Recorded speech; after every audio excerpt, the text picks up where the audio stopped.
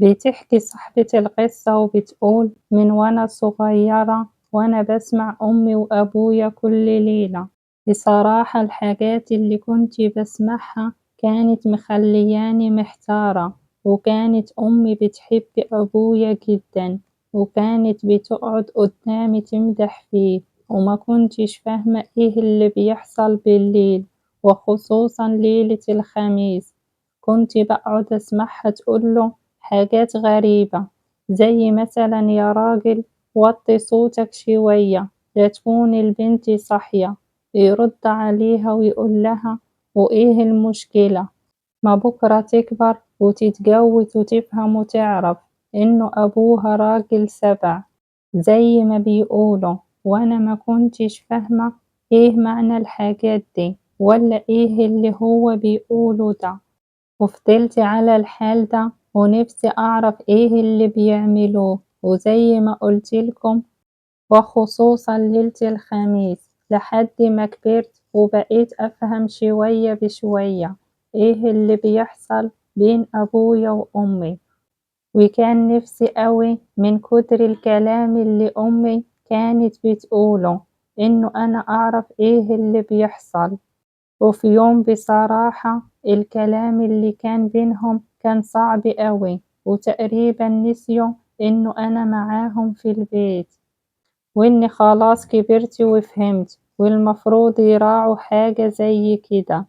واتسحبت ناحية أوضتهم وبصيت عليهم من خرم الباب، وشُفت إيه اللي بيحصل بالتفصيل بين أمي وأبويا. والموضوع بصراحة خلّى كل حاجة فيّا تتحرك وقتها، بس عرفت إنه أنا لازم أجرّب وأفهم. المهم من وأنا صغيرة أمي وأبويا كانوا بيدخلوا أوضتهم ويقفلوا على نفسهم الباب. كنت أبقى قاعدة باتفرج معاهم على التلفزيون مثلًا، وفجأة ألاقي أبويا قام وقف وأخد أمي ودخلوا أوضتهم، وبعدها أسمع ضحك وهزار وكلام ما ينفعش أبدًا إن هما يقولوه وأنا موجودة.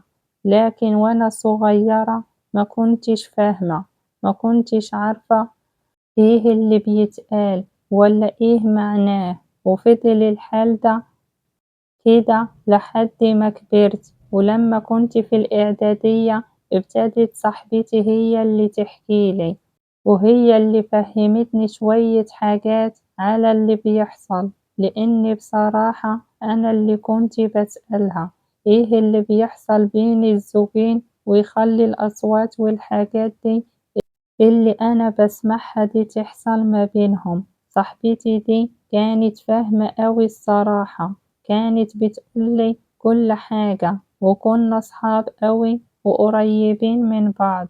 وفضلنا صحاب كده لحد ما كبرنا، وبعد كده خلصنا دراسة فضلنا صحاب. وهي كانت بتجيلي على طول بيتنا، وكانت ساعات بتبات عندي، وأنا كمان كنت بروح أزورها، لكن ولا مرة كنت بايتة عندها. وفي يوم هي كانت بايتة عندي وسمعنا أبويا وأمي، ووقتها هي قعدت تضحك. قلتلها شفتي وسمعتي إيه اللي بيحصل؟ قالتلي معلش، بس هو النهاردة إيه؟ قلتلها النهاردة الخميس. ضحكت وقالت لي عقبالنا إحنا كمان. قلتلها إيه اللي انتي بتقوليه ده؟ قالت لي أيوة، بكرة نتجوز ونعمل زيهم كده وأكتر. بقولك إيه، هو انتي عايزة تجربي إيه اللي بيحصل بين أبوكي وأمك؟ قلتلها أيوة، وحكيت لها على المرة اللي بصيت عليهم من الباب.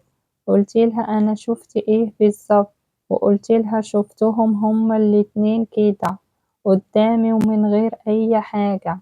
ووقتها اتكسفت، مع إنه هما ما كانوش شايفيني إنه أنا شايفاهم، بس برضه اتكسفت وحسيت إنه لون وشي اتغير. قعدت تضحك عليا، قالت لي طيب واللي يخليكي تعملي حاجة زيهم كده؟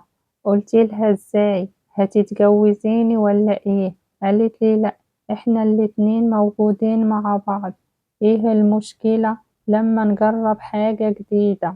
إحنا الاتنين هنكون مرتاحين.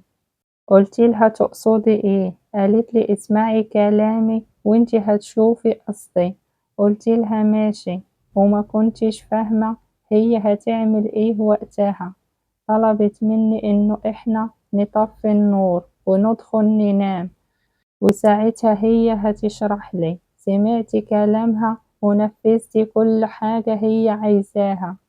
وفي الوقت ده ابتدت إيديها تتسحب، يعني تمشيها كده بطريقة معينة. في الأول ضحكت وأنا كنت مكسوفة وبقول لها إيه اللي انتي بتعمليه ده؟ قالتلي بقولك إيه، سيبي نفسك خالص ولما أخلص وبعدين يا ستي ابقي احكمي.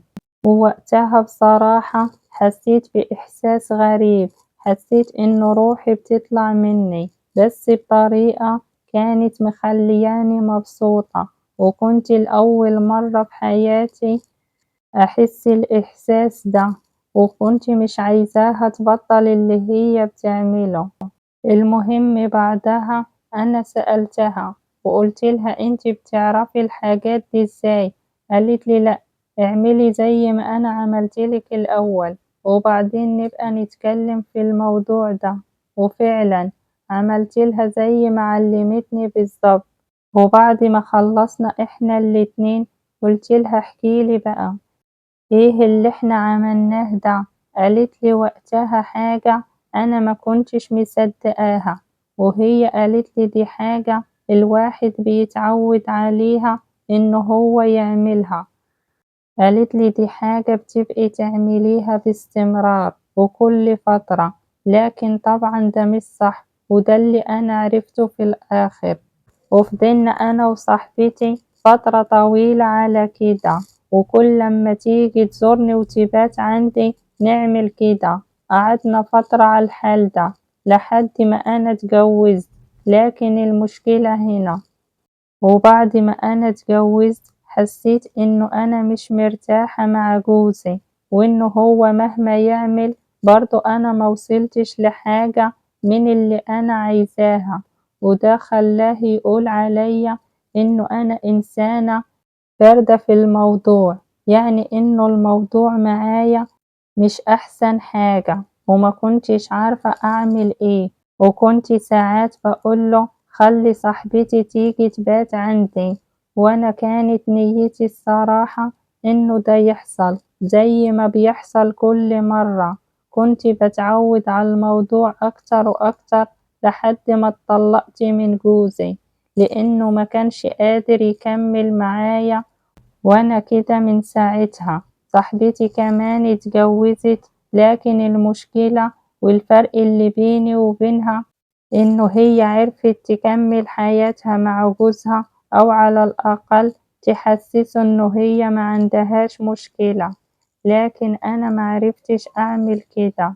ومن ساعتها وأنا عايشة بالطريقة دي مع صاحبتي، ومش عارفة أتأقلم على أي حاجة تانية، وحاسة لو أنا اتجوزت تاني هتبقى نفس المشكلة معايا، وهتوصل برضه للطلاق، ومش لاقية حل، ومش عارفة أتصرف. وعلشان كده أنا قلت أما أشارك معاكم حكايتي، لأنه دي حاجة أنا اتعودت عليها وما بقتش عارفة إنه أنا أبطلها. علشان كده حبيت إن أنا أشارك معاكم حكايتي عشان تقولولي أعمل إيه وأتصرف إزاي.